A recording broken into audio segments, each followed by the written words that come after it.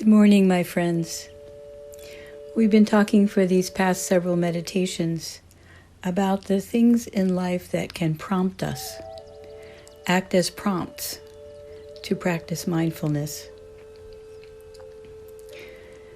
The truth is, those prompts are all around us in the way that our world works today, with a great deal of expression of anger and division, times when we're trying to get someplace in our day and run into obstacles over and over.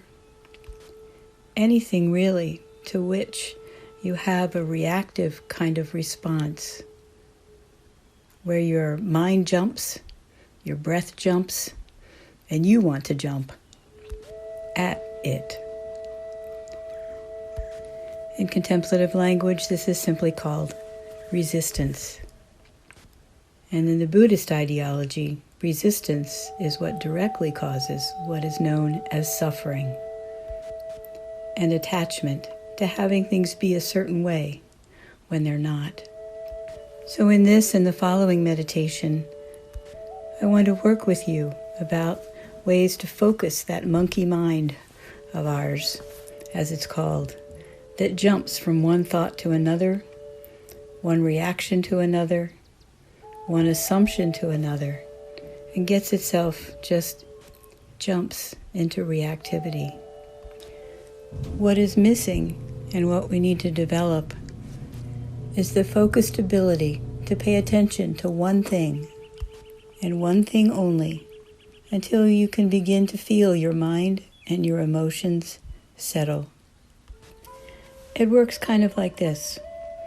If you have ever comforted a person or an animal of some kind in a time of distress, one of the things you might do is to gently stroke over and over again that person's hair, that dog's back, repetitively, until you start to feel, and they start to feel, their inner agitation beginning to settle.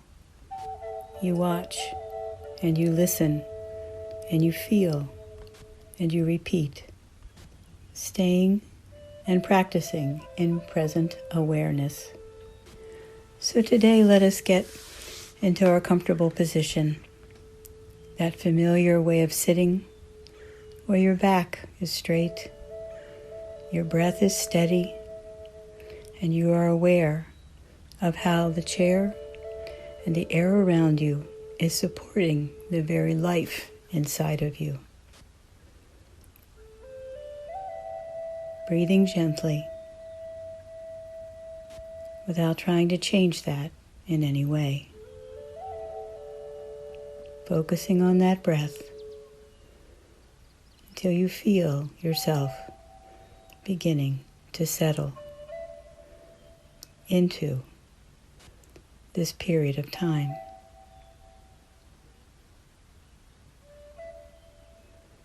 Like that. I invite you to practice with focusing your monkey mind today by opening your eyes gently, just a little bit past halfway, so that you can see something in your path of vision, an object that you could name, a coffee cup, a plant, an appliance, a flower. Allow your eyes to settle on one thing, and let it be that one right thing with which you'll practice. Once you have it, keep it. Even if your monkey mind says, "Oh, not that," or "What about this?" And if it does, that is absolutely perfect to allow you to mindfully keep your gaze on that first thing that stood out to you. You see how this works? And now focus on that single object with all of your senses, looking at it. If it is within your reach, touching it. noticing every small thing about it. Its shape. Does it have a shadow? Does it blend in or stand out against what's behind it? Is it something you have picked up at some point in time? And how did it feel in your hand?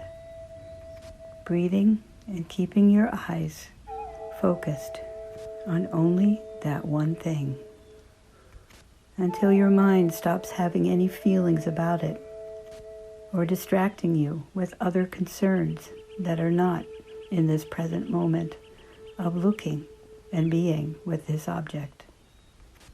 Notice resistance to your practice of single focus.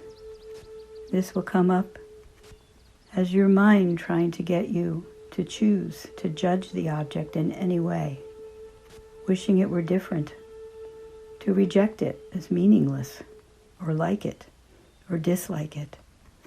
If it has a chip or a stain, just notice how that looks and how it affects the object of your vision. Anytime the mind starts to jump at you, like that monkey, those reactions are nothing more than the reflection of your ego's need to categorize, control, and define itself by preferences. This particular practice is very concrete and therefore quite fruitful and simple, although not easy. Practice paying attention to everything you notice about this object in front of you. Notice what is perfect about it. In a certain way, let it speak to you and listen, even as you might notice your ego wanting to objectify and grasp that object for your own consumption or use. Rather, just keep your focus and simply allow yourself to return to stroking that object with your eyes or your hands, learning to appreciate and respect it just as it is, rather than any way that it could benefit or threaten you. I am focusing right now on a wooden container shaped like a flower vase, in which I have pencils and other various things. I'm aware of just how many it can hold, which is not a lot, but just enough. And I notice the stripes going down of different kinds of wood, and where the base of it starts to move out from the neck and form itself into the shape of a vase. I could wish for it to hold more, and that would be my monkey mind, and I return to noticing the shape and the smoothness of its surface. Keeping your focus, you may find a kind of subtle and simple joy in that object and within yourself, as a calmness in your body and mind. This is the point of the practice of focused awareness, and doing this with an inanimate object, as practice is somewhat like raising a dumbbell to strengthen a muscle in your arm. The dumbbell is not important at all, except that it is perfect just the way it is. Everything in our world, including you, and including all the things to which we react, can be focused upon in just this way. And as reactivity falls away, you may notice that it feels like the movie screen of your awareness just widened considerably.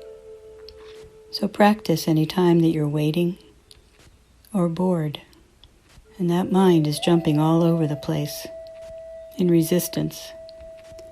We have lost this capacity, and we can bring it back. Namaste. Amen.